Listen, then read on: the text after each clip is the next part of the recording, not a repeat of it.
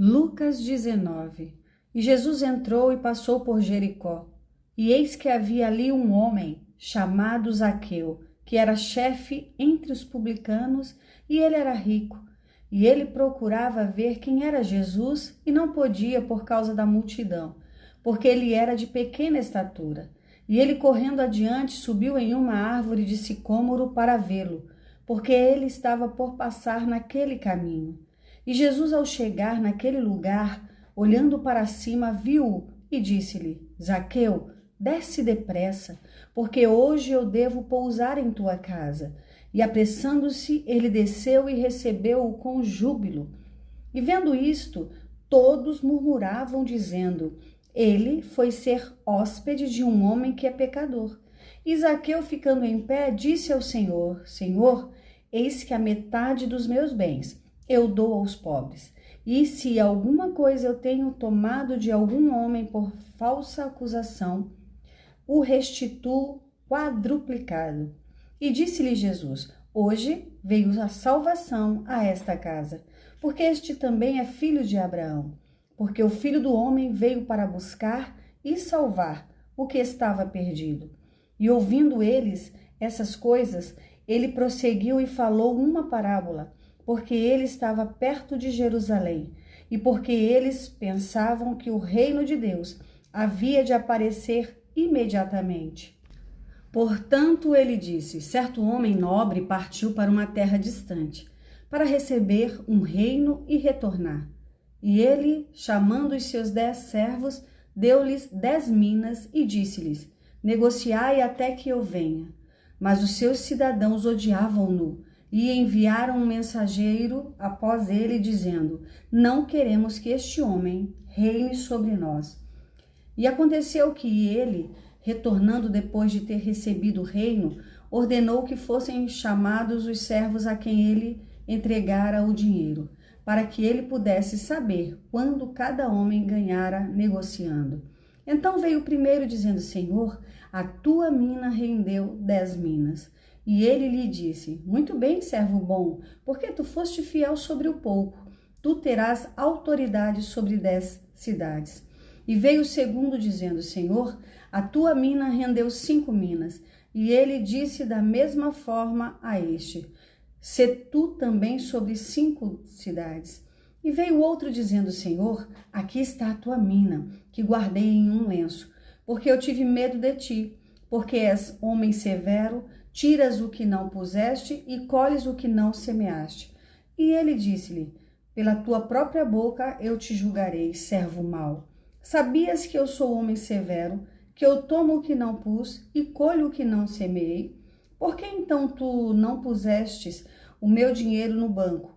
Pois na minha vinda eu poderia ter exigido o meu com a usura.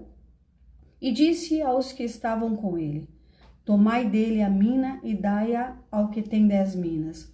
E eles disseram-lhe: Senhor, ele tem 10 minas. Pois eu vos digo que todo aquele que tiver lhe será dado, mas ao que não tiver, até o que ele tem lhe será tomado. Mas estes meus inimigos, que não quiseram que eu reinasse sobre eles, trazei-os aqui e matai-os diante de mim. E, tendo dito isto, ele prosseguiu adiante, subindo para Jerusalém. E aconteceu que, chegando ele perto de Betifagé e de Betânia, ao monte chamado Monte das Oliveiras, ele enviou 2 dos seus discípulos, dizendo: ide à aldeia que está defronte de vós, e aí, ao entrardes, achareis amarrado um jumentinho em que nenhum homem jamais montou. Soltai-o e trazei-o. E se algum homem vos perguntar: por que o soltais? Assim lhe direis: porque o Senhor precisa dele. E indo os que haviam sido enviados, acharam como ele lhes havia dito. E soltando o jumentinho, seus donos lhes disseram: por que soltais o jumentinho? E eles disseram: o Senhor precisa dele. E trouxeram-no a Jesus, e lançando suas vestimentas no jumentinho, eles puseram Jesus em cima.